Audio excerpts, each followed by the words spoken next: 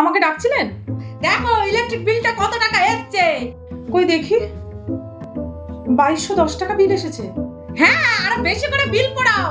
পুড়িয়ে পুড়িয়ে একদম পুরো একদম সংসারের সব টাকা যেন ইলেকট্রিক বিল দিতে চলে যায়। এইরকম বৌমা ঘরে থাকলে আর সংসার দেখতে হবে না, দুদিনে একদম পাল্টি মেরে উল্টি হয়ে যাবে। এসব কি বলছেন মা? আমার জন্য ইলেকট্রিক বিল কি করে বেশি আসবে? আমি তো সারাদিন পাখাও চালাই না, লাইটও জ্বালাই না। আমি তো সারাদিন এই সংসারের কাজ করতে করতেই সময় কাটিয়ে ফেলি। সময়ই থাকে না আমার একটুখানি ফ্যান চালিয়ে বসার মতন।